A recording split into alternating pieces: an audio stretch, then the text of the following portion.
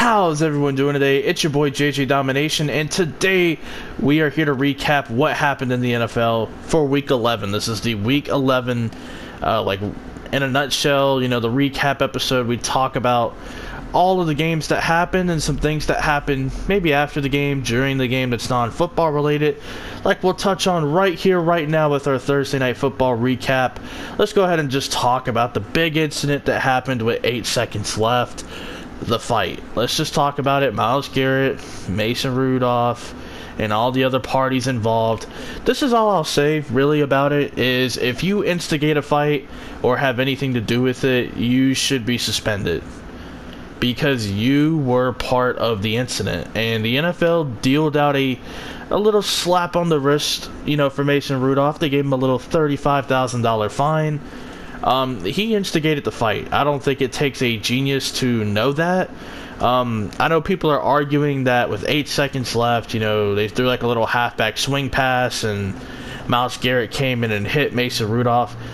Some people are saying it's a late hit. I didn't really think that it was a late hit, but whatever. I mean, that's all opinionated based on the eyes of the beholder. And, basically tugging at the face mask was Mason Rudolph, and just kind of tugging, just doing little things to piss off Myles Garrett. Like, there's 8 seconds left, just move on. You'll play each other in a couple weeks, get your licks then. And then they end up fighting, and then Mason Rudolph's helmet comes off, and then boom, Myles Garrett just uses it as a weapon to try to hit the dude. And I'm not going to justify anything Myles Garrett did, but to me, Mason Rudolph should have at least been suspended a game for instigating this fight, because if you instigate a fight, you should be in trouble. You should get suspended because you initiated the fight. So you should be punished for that. But he gets a little slap on the wrist from the league because he's a quarterback and the NFL's trying to protect the quarterback position. And Myles Garrett suspended indefinitely. His season is over. Larry Ogunjobi is suspended a game. And I think Mike Pouncey, the center for the Steelers, just beat the crap out of Myles Garrett after he swung that helmet. He is suspended for 3 games. Of course, all parties involved are trying to appeal so they can play each other in the game in 3 weeks. I think it's best if they don't just have the suspensions, upheld. Mason Rudolph should be suspended a game. I don't care. You initiated a fight. You started it. You should pay the price too for not only getting your ass kicked, but starting the fight. But let's actually talk about the game for a second. Nick Chubb, congratulations, cracked the 1,000-yard rushers club. He reached 1,000 yards in that game on Thursday night. Congratulations to him. First time in his career doing that. Last year, he ended the season with 997 in about 10, 11 games played. So good for him, man. Definitely good to see. Kareem Hunt, I like the way they've been using him, not really taking away any of Nick Chubb's carries, but they are using him in the receiving game. They find unique ways to get him the football. So that is something I will credit Freddie Kitchens for. I know he hasn't been a great coach this year by any means, but that is something I'll give him credit for, is the way he's been able to use his running backs this year. But Odell Beckham, I'm still waiting for him to have a big game. Yeah, he balled out in week 2 against the New York Jets, but it's just been like ever since then, he just really hasn't had a big game yet. And I'm not saying he needs to get like 250 yards and like 3 touchdowns or anything, but I've just been waiting on him to at least get 150 and a touchdown. Like, it's been a while since Odell had a big game. But now let's talk about the Steelers for a second. Mason Rudolph, aside from getting his ass kicked in a fight, he was terrible. He had 4 interceptions. He just played awful.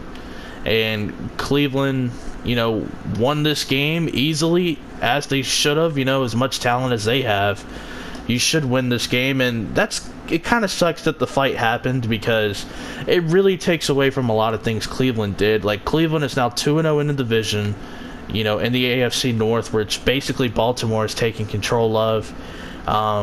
They have a 1,000-yard rusher. Jarvis had a solid game. Baker Mayfield actually didn't play bad. And the defense played very well. Only 7 points allowed. But here we are talking about a fight. Something that happened in the closing moments of the game. And it really takes away from what Cleveland was able to do. But basically, congrats to Cleveland. Pittsburgh's offense definitely needs a lot of work. They couldn't really move the football. But we're just going to move on. Jets at Redskins. We're going to talk about another off-the-field thing that kind of happened. And there was a chant in the Redskins stadium, "Sell the team." That was a real chant. I'm not making that up. There was like a small crowd of Redskins fans towards the end of that game saying, "Sell the team. Sell the team." And it's sad that the Redskins have reached New York Knicks level of bad. You know, to the point where people are actually saying "sell the team." It really sucks because, like, you know, obviously before I was born, back in like my dad's day a little bit, like the Redskins were actually good. You know, like in the 70s. You know, or that's really kind of like my granddad's days, but you know, like the Redskins used to be good a long time ago. Just in the 21st century, they've been terrible. And they've really been a joke of a franchise the last 20 years. And I hate to really rip on the Redskins, but the fact that this is even a chant at a home game just kind of tells me everything I need to know about this team. This isn't like an overreaction off of just one bad season. This is just, it's been going on, man. And Kirk Cousins, honestly, has kept the team afloat in terms of just swimming with mediocrity. Like, they really haven't been good, you know? Like, what? 1-2 playoff appearances in the last 12 years, maybe? Like, I don't know, man. They just haven't been good. But Sam Darnold did play well in this game. He did have one bad interception where you're just kind of like, what the hell, Sam? Like, we're doing this again. But I do have to give him a lot of credit. You know, he did play well. Yes, he played a bad team, but for a quarterback like him who's been struggling and not really finding his footing this season, a game like this is exactly what he needed. A confidence booster, a team where he could really just see some completed passes and see a couple of touchdowns, because it's going to boost his confidence. You know, Le'Veon Bell had a good game, finally. But let's talk about the Redskins for a second, specifically Dwayne Haskins. I do have a lot to say about him. First of all, like, the best play that this team had offensively got called back. It was a beautiful deep ball from Dwayne Haskins to Terry McLaurin. It just did not count, and I do feel bad that it didn't count because it was a great play. But I do want to talk about Dwayne Haskins in general. I feel like, in a way, the league has humbled him. And this is something I kind of talked to my dad about, like, a couple of days ago before the game. I feel like, you know, because my dad was telling me it's interesting that Daniel Jones has played so much better than Haskins, and he ain't lying. Danny Dimes, they call him that for a reason over there. It's not just a meme anymore. But, you know, like, Haskins just hasn't been that good. You know, honestly, he's been fine. He's looked good in spots and spurts, but he really hasn't been playing that well, to tell you the truth. And, you know, with Daniel Jones, he's proven a lot of us wrong, including myself. I had him pretty low, you know, compared to some of the other quarterbacks. And he's just been proving people wrong 1 week at a time. And he's the best rookie quarterback in his own division. You know, I mean, it's not even Dwayne Haskins, which is just pretty sad. But a lot of people did have Dwayne Haskins number one on their quarterback board or whatever. I was not one of those people, and I kind of got weird vibes from it, because, like, some people were like, you know, you trust Kyler Murray, he's like 5'9", and, you know, like, I just had some weird reactions when I had Kyler Murray as, like, the easily the top quarterback in his draft. A lot of people liked Haskins, but I just had a lot of concerns about Dwayne Haskins. It's nothing, you know, it's nothing bad, I guess, towards him. I just thought Kyler Murray was easily that much better than the next guy ahead of him. And he has been, and it's translated to the NFL. That's all I'll say. But it was nice to see my boy Kelvin Harmon play for the Redskins, get more playing time. He actually looked good in this game against the Jets, was able to pick up some first downs, get some good catches over the middle of the field. I like seeing him play because I think he's a good receiver, or at least good enough to start on this team. But he's kind of been buried in an unproven depth chart of Washington, and it's good to see him play. Jaguars at Colts. This was Nick Foles' return game, and he did not look good. He looked like a game manager, like I predicted. With, again, my dad. Me and my dad, we do talk about some things that might happen in the league, and he was like, okay, well, predict the stat line for Nick Foles. And for me, like I just said, I don't really expect much. Like, he'll have over 20 completions, he'll have 200 yards maybe, and he'll have a touchdown and an interception. Well, he had 2 touchdowns and I believe 1 or 2 interceptions. I can't quite remember. But Nick Foles really didn't play that great. And outside of DJ Chark, like, this team had no juice whatsoever. Like, nobody else played well. Like, they didn't run the ball that well with Leonard Fournette. And the Colts' run defense really showed up. And their secondary at times looked really good. Like all of their young DBs were really playing well this game, it seemed like. But the Colts running game, man, could not be stopped whatsoever. And it didn't really matter who was running the football. Like, Marlon Mack did get hurt in this game, but he played very well. I can't remember his first name. I want to say it's Joe Williams, a running back for the Colts. He came in and played very well. Nyheim Hines, who's more of the receiving back / kick returner, he had a good rushing total. Jacoby Brissett had a rushing touchdown. Chester Rogers on a wide receiver sweep, was able to get 20 plus. So, I mean, it just seemed like whoever was running the football, it was just total domination out there for the Colts. And we know their offensive line is great, but I did not expect them to whoop Jacksonville the way they did, not only on the scoreboard, but just at the line of scrimmage. I did not expect that. And I know the Colts are very good on the offensive line. They're one of the best run-blocking offensive lines out there that doesn't get talked about as much because, Dallas and their reputation. But, Nick Foles, like we said, wasn't good. Jacoby Brissett, he did have an interception. It did kind of hit Zach Pascal right in the hands on a iffy tic-tac potential pass interference that wasn't called, but Brissett, I thought, actually played well. I thought he looked good coming off of an injury. So good stuff there for the Colts. They are now technically in first place in their division. I learned that yesterday because I totally forgot the Texans and the Colts actually played each other already. And the Colts won, and they'll face each other Thursday night. And if the Colts win, they basically control their own destiny. That's going to be a huge game for them. Good win from the Colts. Bills at Dolphins. The Bills, taking care of business. Josh Allen played well. Similar to Sam Darnold, just a confidence booster game. Was able to flex on a bad team, Just because Josh Allen played really good doesn't mean the game shouldn't count, it's a part of the schedule. He gets to play him again. Really wasn't playing the greatest of football over the last few weeks. Like, he played all right in certain games, but this was a game he really needed to play well in. And let's just talk about Miami for a second. They're weird, okay? They're just weird. They recovered an onside kick. They got a 102-yard kick return from Jakeem Grant. Jakeem Grant, I think, had a Wildcat rushing touchdown. Like, Miami's just weird, man. I don't know what to say about them. They're just weird. John Brown for the Buffalo Bills balled out. A really big game from him. And he actually got tickets for players that wanted to come to the game, but they had to be on honor roll at his old high school. That's cool. Just doing something for his, old community. That's what's up. Let's see here. The Dolphins, outside of those rushing touchdowns, because they were from 6 and 3 yards. Outside of that, they really couldn't run the football that well, so they waited until they got inside the 5 to really do anything in the run game, which is fine. If it works, it works. Ed Oliver, I do want to talk about him for a second. Really haven't talked about him in his rookie year because he hasn't done much, and he's kind of been a big disappointment for a lot of people. But he did get a sack in this game, just completely burst it through the gap and obliterated Ryan Fitzpatrick. But he needs to develop some pass rushing moves.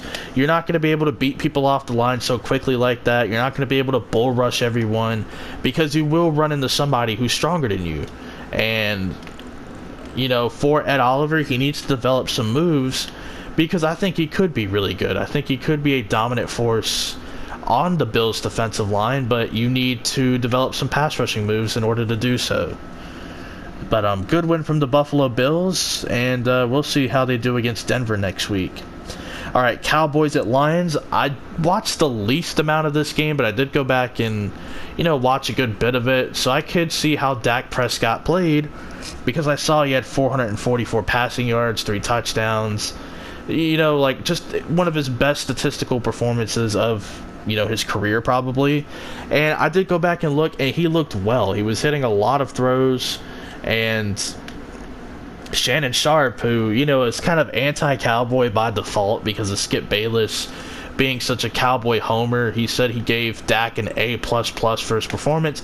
I'd have to agree. I think he played very well. This was his best game.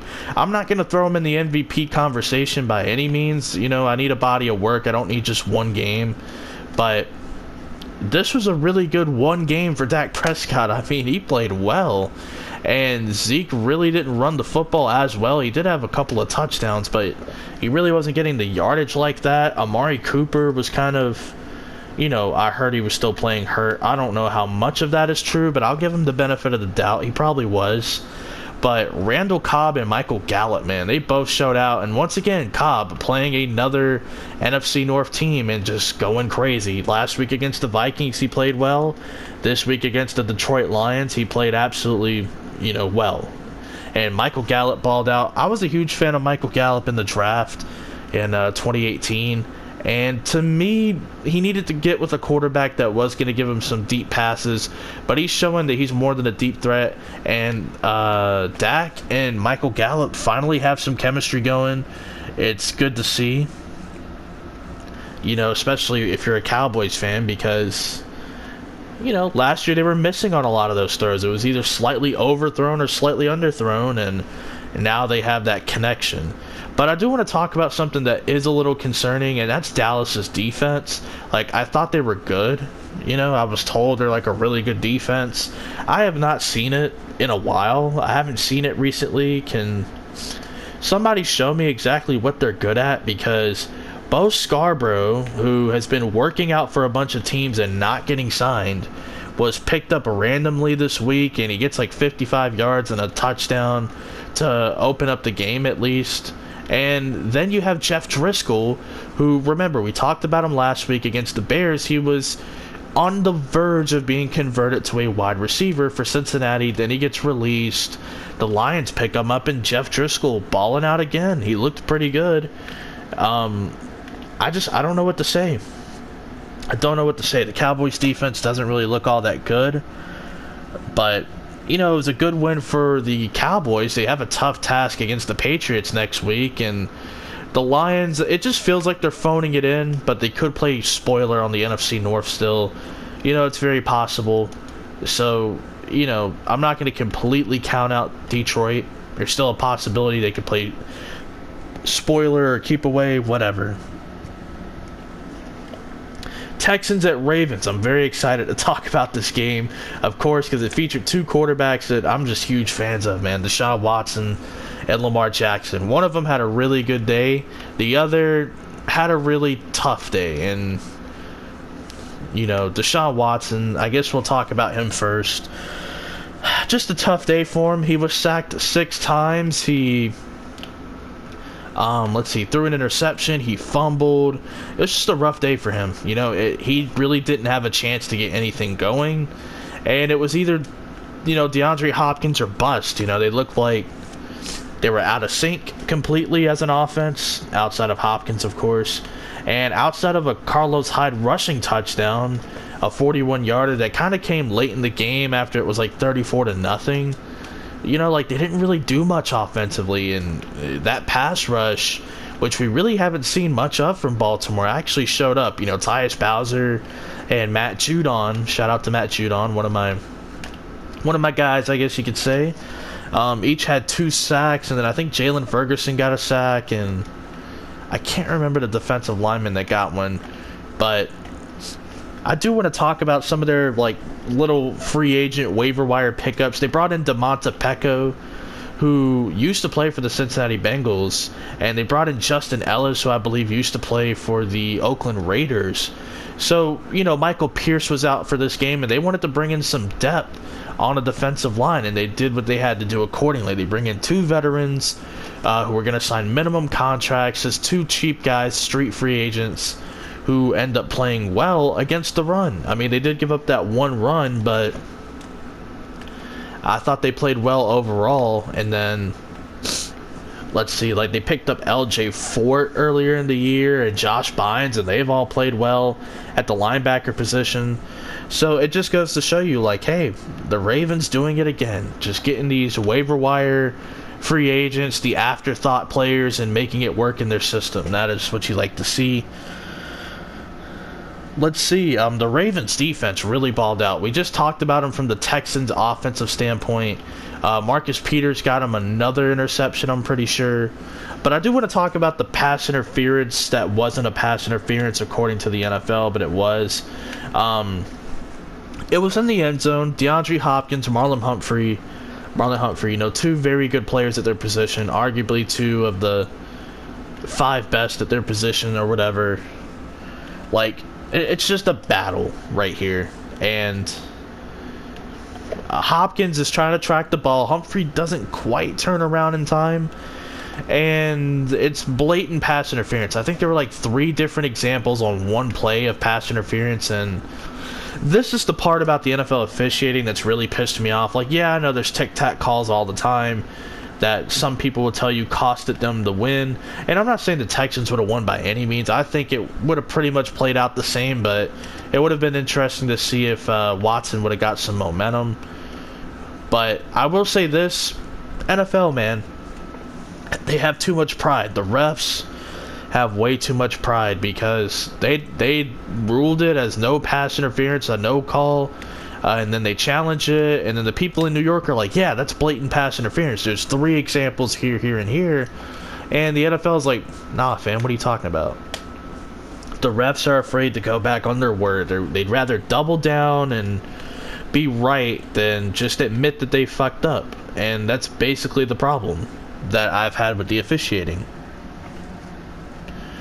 Let's see here, but let's talk about the Baltimore running backs for a second. Mark Ingram had 2 receiving touchdowns in this game, only 48 rushing yards, but I value getting in the end zone a little bit more. And then Gus Edwards, man, 100+ rushing yards. He also had a rushing touchdown.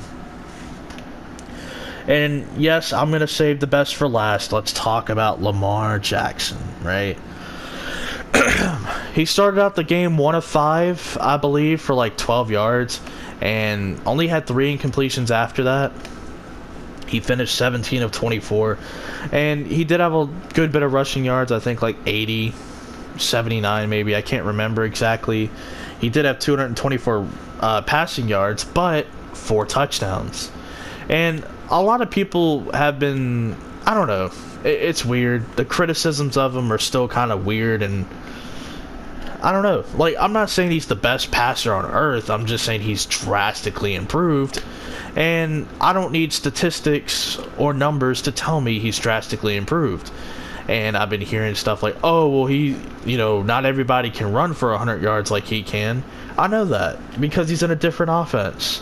No one's going to ask Drew Brees or Tom Brady to get 100 yards, but you're also not going to ask Lamar Jackson to turn around, and throw it 50 times a game either, because that's not who he is. That's not how the offense is constructed. So, deal with it. Like, I understand that a lot of people were wrong about him and said that he should switch positions and play wide receiver or play running back, and my little inside joke was then Josh Allen should be a tight end because he's not an accurate thrower either.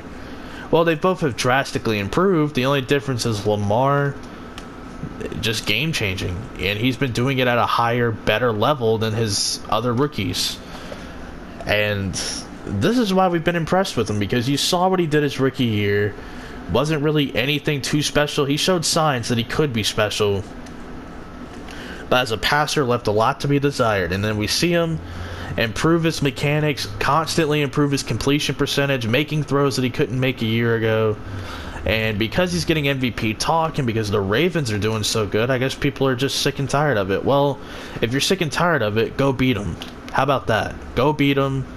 Go find a way to stop him, because he ain't slowing down, man. He has shown no signs that he's just going to slow down. So good luck stopping him. We'll see. They play the Rams on Monday night, and we'll see. And then after that, they play the 49ers. That'll be a very interesting test. So keep your eyes peeled for that one. Falcons at Panthers. The Falcons are actually pretty good. It turns out they're pretty good. And this is something that I've been wanting the Falcons to do.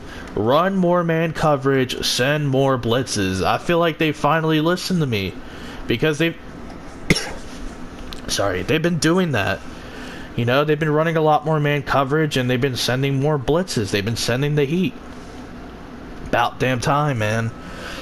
But what this tells me, because remember, there was that report during the bye week that Dan Quinn switched the duties for play calling.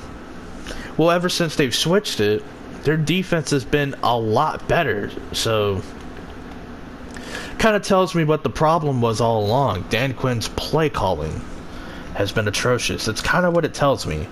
But I do want to just bring this up. You know, does this mean that Dan Quinn's job is safe? I would say, for now, sure. Like, if they found something that can stick and that can work, they need to stick with it instead of like, oh, Dan Quinn, let's get cute. You can call the defense too. You know, like, if this is sustainable, if this can work, I don't see why Dan Quinn can't keep his job. But if Dan Quinn, you know, like, let's say the Falcons, even if they go 7-9 again, I don't know if it's a certainty that he'll keep his job, you know, because they've been down this road last year. They weren't good. They won a bunch of games late.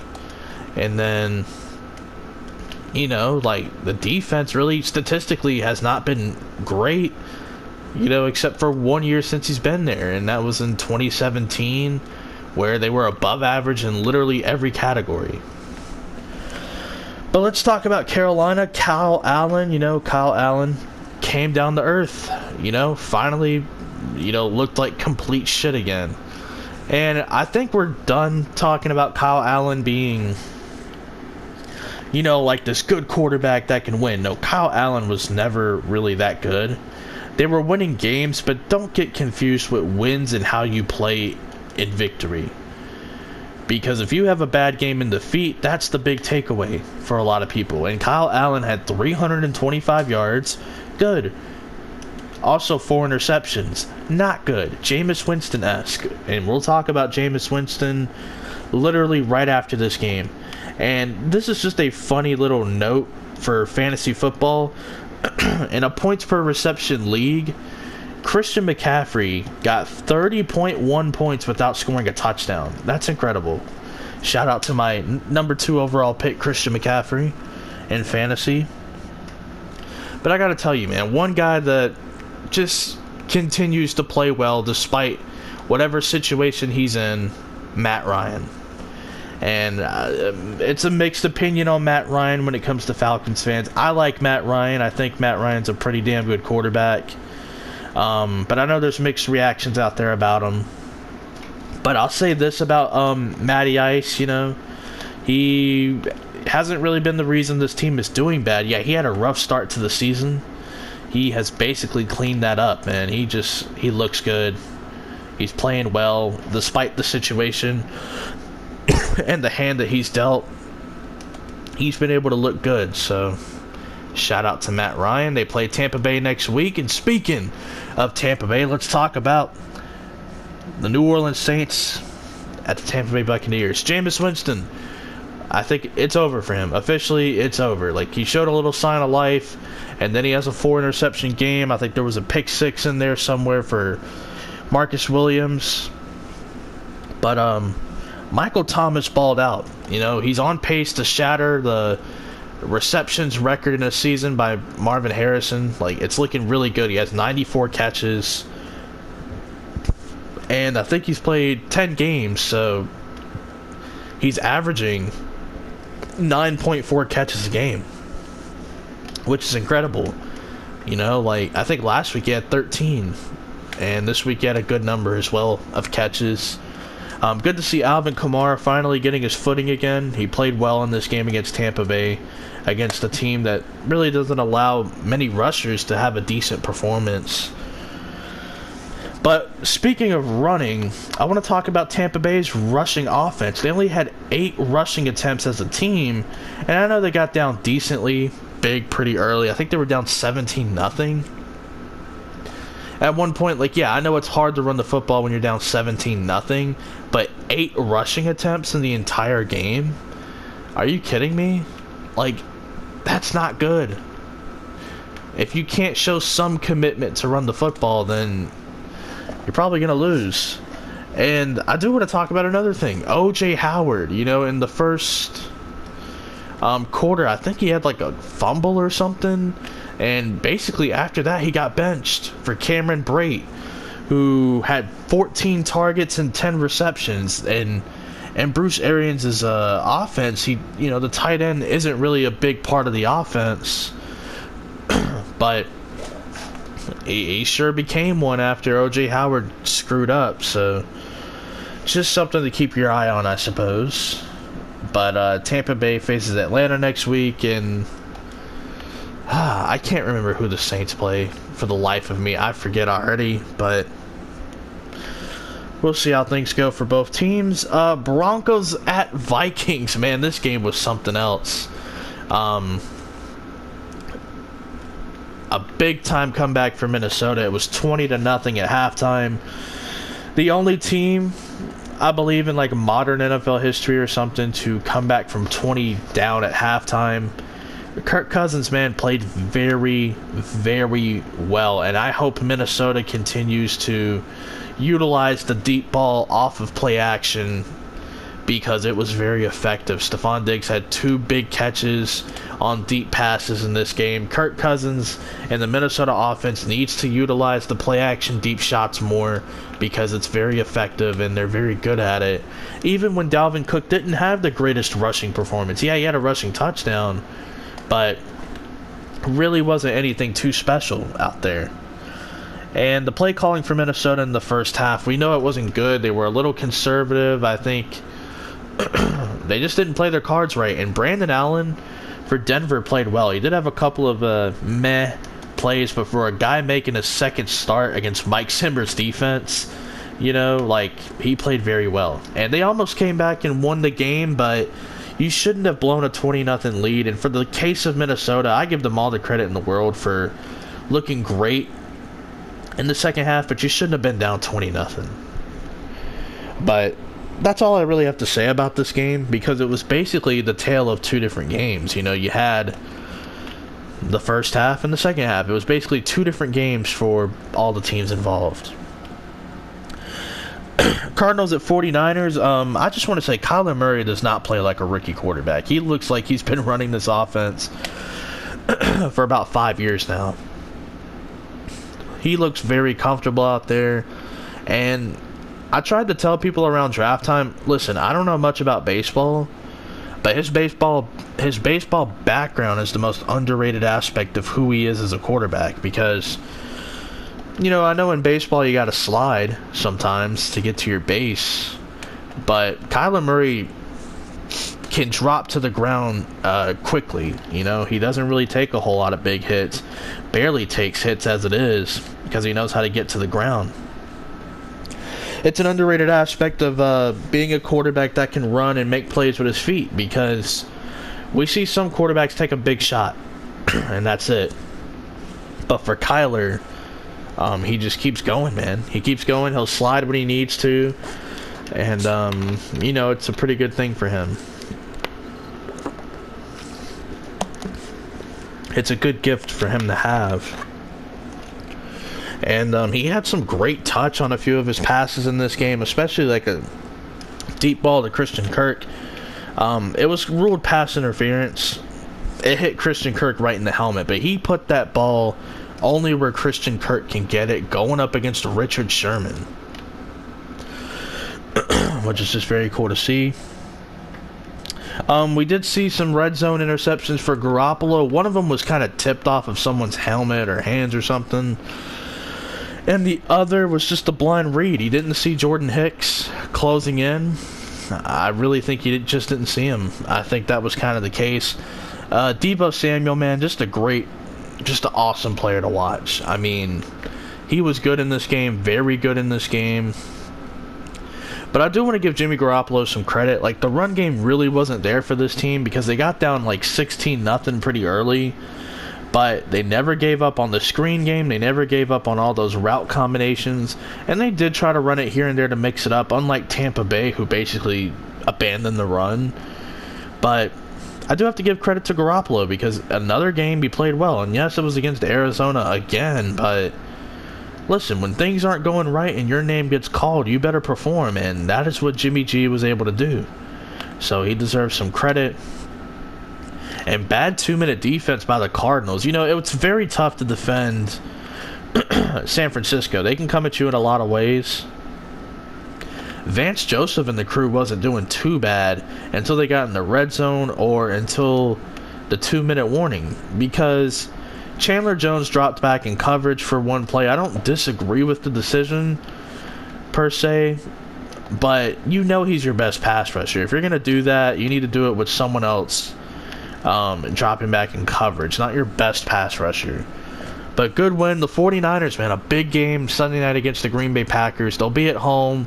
They don't have to go anywhere, but it's going to be huge. And this game could determine some playoff seeding, who gets a bye week. I mean, this game could determine a lot. So San Francisco's going to have to bring their A game. And if you're Green Bay, Minnesota just got a big-time win against Denver, a game that they should have easily handled, but you know what?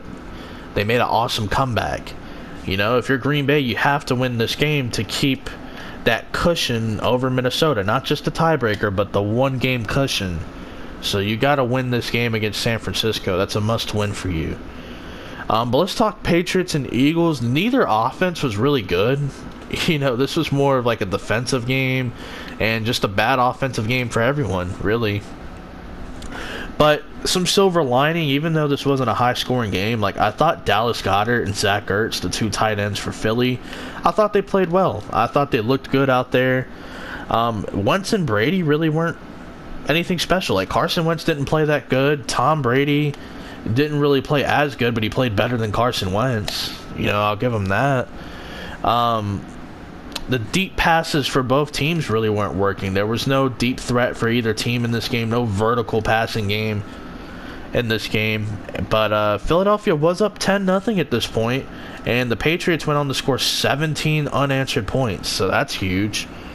And then Julian Edelman had an awesome touchdown pass on a trick play to Philip Dorsett. They also tried to do a trick play with like Rex Burkhead. He threw it back to Brady. Brady threw it down the field. It was almost picked off by Ronald Darby because it was just slightly underthrown. Good ball placement, you know, for the receiver if it's just hit just right. But come on, we're really nitpicking a 42-year-old quarterback here who could easily have made that throw 5 years ago. But an interesting note for this game, there was no points scored in the last 25 minutes of the ball game. That's just crazy. But let's move on. 3 more games to go. Let's get through it, please. Bengals at Raiders. The Bengals actually creating takeaways out here. They had a fumble recovery from Josh Jacobs, and they got an interception. You know, Jesse Bates with an awesome interception. They also created some pressure on Derek Carr. Just a little bit here and there. Not consistent, not sustainable, because this offensive line is pretty good after all. Joe Mixon, for a second straight week, played well. It's like the bye week and the new quarterback change really did something for him because he's been playing well ever since. Ryan Finley, you know, he's a fine quarterback. Like, he wasn't really anything special in this game. He was okay. He's a backup, a B-level backup. That's what he is. That's what he's going to be. Let's just accept it for what it is. He is not good. So it is what it is. I thought he'd be better than this. Not like winning, but I thought he'd be playing slightly better. He just hasn't really. But Derek Carr made some really good throws in this game. He did have that bad interception, like we said, but he made like a really good throw to Darren Waller. I think it was a 3rd down play. And then he made a great play to Hunter Renfrow. Like, it was a well-thrown ball. And both of those, I believe, came on the same drive. Just good to see from Derek Carr, man. But there was a tough drop from Darren Waller in the end zone. He must have been looking up at the sun because he pointed to his visor after he dropped it. I'm sorry. Jesus, my mouth's dry. And then Max Crosby, man. Holy shit. The dude had 4 sacks.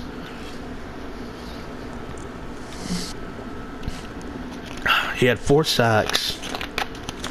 I think 5 total tackles. You know, like, he was just very disruptive in this game against the bad Bengals offensive line. But I tell you what, man, Max Crosby the last few weeks has been playing very well.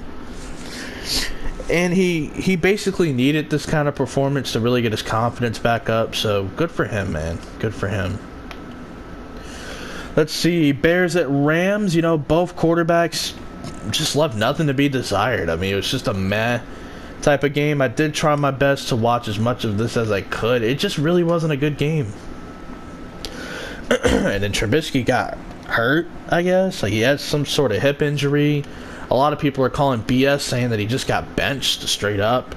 I'm not going to sit here and make conspiracy theories about what happened to Trubisky, but he didn't play that good.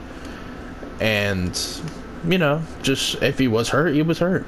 I mean, if coach pulled him out because he didn't want to see him get beat up anymore, okay, so what? That's the way I look at it. Trubisky did have one really good drive to start the third quarter. They came out hot in the third quarter, making some good throws. Beautiful touchdown pass to Tariq Cohen. So, like, yeah, he came out and did some good things early. But I do want to talk about Todd Gurley. You know, finally, they used him in this game.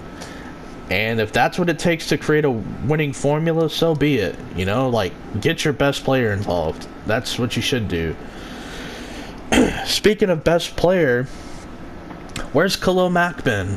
Does he still play for the Bears? Because I really haven't heard much from him since Akeem Hicks went down with an injury. I think he's had 1 sack since then, maybe 1.5, but I haven't heard from him. I don't even think he recorded a tackle last game. Aaron Donald, meanwhile, on the other end, very disruptive. He had 2 sacks. I think he may have forced a fumble. Or maybe I'm just tripping. But he had 2 sacks. He was very active in that game. In the backfield a lot. Meanwhile, Khalil Mack was going up against the weaker of the 2 tackles, Rob Havenstein, and he just did nothing. Like, he didn't even have a tackle. I think he may have had 1 quarterback pressure. Like, he was just awful. Chiefs at Chargers in Mexico City. Obviously not in LA, but the field conditions were horrible. Like, why did they play the game here? Why? They had the same issue last year, and I think the year before that, the Raiders and Patriots played. Patriots blew them out, of course. But with the loss here from the Chargers, oh yeah, and the Rams won the last game. Sorry I didn't mention it. It just doesn't matter. But the Chargers are pretty much done. They're 4-7. I mean, even if they won out, I don't think they'd make it. I mean, with a loss to the Raiders, like, they have that tiebreaker. The Titans, you know, they have a tiebreaker. They've just lost some key games. And they've lost a lot of close games. And, you know, they lose another close game here. You know, thanks to Phillip Rivers just being an idiot again. Rayshawn Jenkins and Tyrann Mathieu each had like a really good interception where they lurked it and they got rewarded with the pick. And I think Tyrann Mathieu dropped the second interception as well. Like, Phillip Rivers could have thrown like 4 or 5 interceptions. The fact that he only threw 3, he's pretty fortunate, to tell you the truth. Mike Pennell, former Green Bay Packer, he was signed by, you know, the Kansas City Chiefs. He balled out in this game. He played very well, actually, for a street free agent. But, you know, the Chargers' offensive line was doing no favors either. They were bad. And, you know, Tyreek Hill went down with an injury. They were still able to move the ball, get things going. And the fourth quarter there, not so much. But Phillip Rivers, second week in a row, he had an opportunity, 2-minute warning to, you know, make something happen, to give this team some hope. And what does he do? Throw another interception. Like, I think Phillip Rivers is really falling off. Like, I don't know. I hate to use that term, washed up or falling off. I hate those terms. I really do. But I think it applies for Phillip Rivers. You know, like last week against Oakland on Thursday Night Football. So 11 days ago, 12 as of recording this, he has an opportunity. He has a chance to win the game. He just needs to get in field goal range, and the man throws an interception to Carl Joseph. And in this game, they need a touchdown. Okay, you're within the 5-yard line. You have 30 seconds. Yeah, you have to be aware of the time, but you don't need to rush anything, really. You don't need to go for it all in one. because you can get to the line, spike it, and then like 3rd and goal at the 1. Like, that's a possibility. Instead, he throws an interception to Daniel Sorensen, whatever his name is. But yeah, that's really my big takeaways for this week. Hopefully you guys enjoyed, and peace out.